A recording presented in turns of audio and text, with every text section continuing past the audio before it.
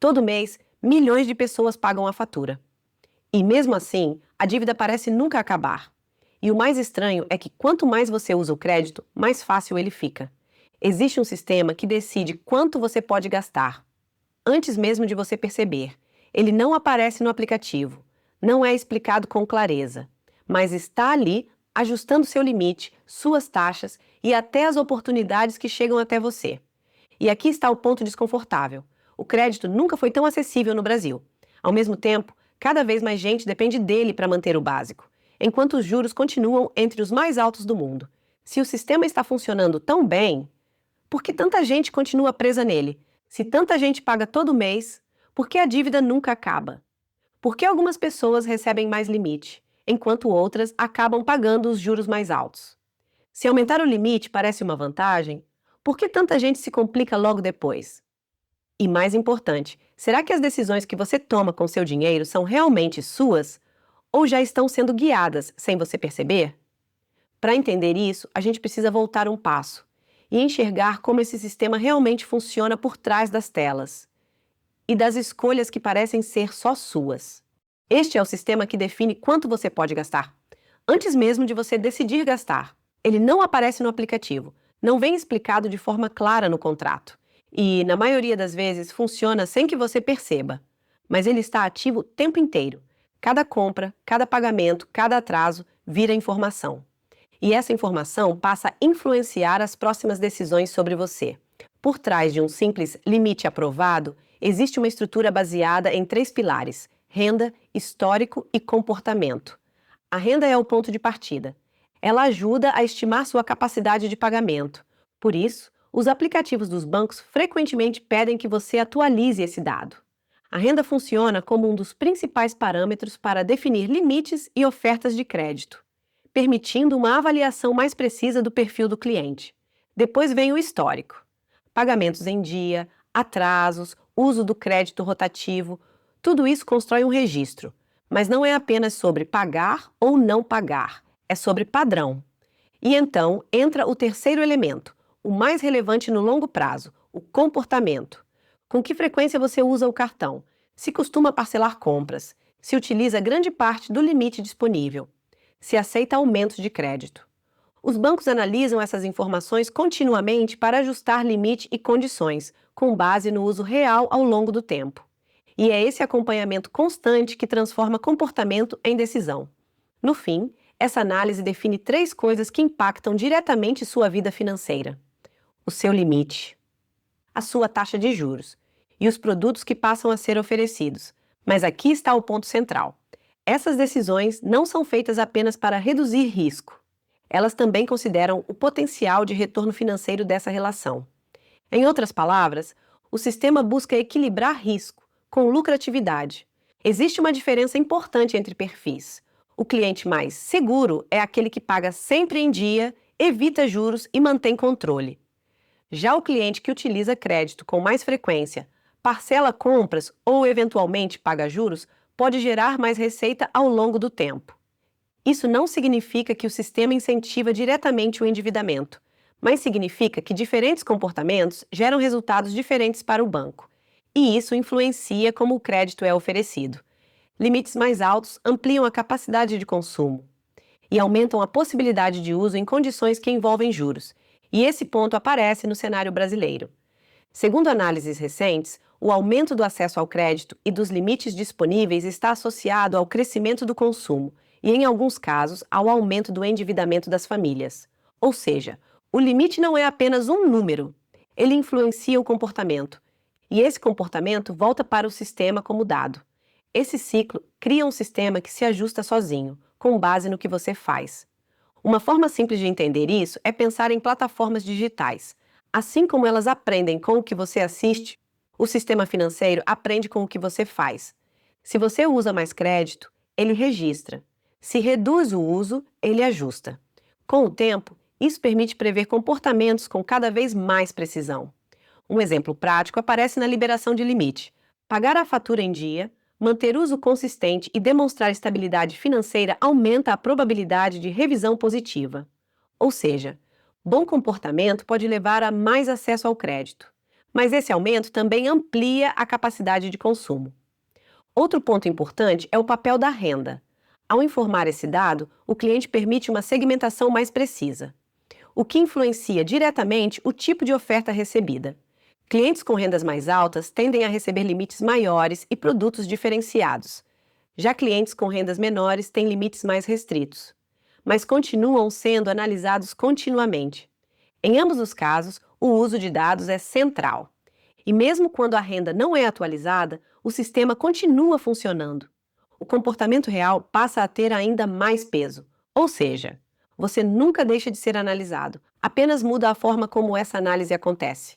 Essas informações também não desaparecem rapidamente. Elas se acumulam e continuam influenciando decisões futuras.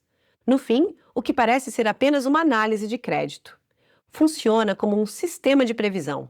Ele não avalia só sua situação atual. Ele tenta antecipar o seu comportamento, e isso leva a uma pergunta inevitável. Se o sistema aprende continuamente com você, até que ponto ele está apenas avaliando ou também moldando suas decisões? O sistema funciona. E talvez esse seja justamente o problema. Nos últimos anos, o acesso ao crédito no Brasil não parou de crescer. A busca por crédito aumentou cerca de 14% em 2025, com destaque para as faixas de menor renda. Isso significa que mais brasileiros estão entrando no sistema, mas não necessariamente saindo dele. E os números mostram o tamanho disso. Mais de 80% das famílias brasileiras estão endividadas e quase 3 em cada 10 já têm dívidas em atraso. Ou seja, o crédito deixou de ser exceção. Ele virou regra. Mas o ponto mais crítico não é só o endividamento, é o custo dessa dívida. No Brasil, uma das formas mais comuns de crédito, o rotativo do cartão, pode ultrapassar 400% ao ano. Em alguns casos, chega perto de 438% ao ano. E aqui começa o efeito mais perigoso: a bola de neve. Quando a fatura não é paga integralmente, o restante entra no rotativo, e os juros passam a crescer de forma acumulada. A dívida deixa de ser controlável e começa a crescer sozinha. Agora observe o contraste. Enquanto milhões de brasileiros entram no crédito, enquanto a maioria está endividada, enquanto muitos pagam juros extremamente elevados, os maiores bancos do país registram resultados históricos. Em 2025, os 4 maiores bancos brasileiros somaram 107,8 bilhões de reais de lucro. E esse número cresceu em relação ao ano anterior. Esse dinheiro não aparece do nada. Ele vem, em grande parte, das operações de crédito, dos juros, das tarifas e da relação contínua entre consumidores e sistema financeiro. Isso não significa que o lucro seja irregular, mas mostra como o sistema gera resultados elevados, mesmo em um cenário de alto endividamento. E é aqui que tudo se conecta. Mais crédito aumenta consumo. Mais consumo pode virar dívida. A dívida gera juros, e os juros ampliam o lucro dos bancos. É um ciclo, e ele se retroalimenta. O mesmo sistema que amplia acesso também amplia o risco, e esse impacto não é igual para todos. Pessoas de menor renda dependem mais do crédito e têm menos margem para erro. Pessoas de maior renda recebem limites maiores e passam a consumir mais. Perfis diferentes, riscos diferentes, mas todos dentro do mesmo sistema. E o sistema não depende apenas de inadimplência. Ele depende do uso contínuo do crédito, seja pagando em dia, seja parcelando, seja eventualmente pagando juros. No fim, o que sustenta tudo isso é a recorrência, o uso constante. E talvez o ponto mais desconfortável seja esse: quem paga essa conta são os próprios brasileiros, especialmente aqueles que usam o rotativo, atrasam pagamentos ou aumentam o consumo conforme o limite cresce. E isso leva ao paradoxo final: mais renda, mais limite, mais consumo.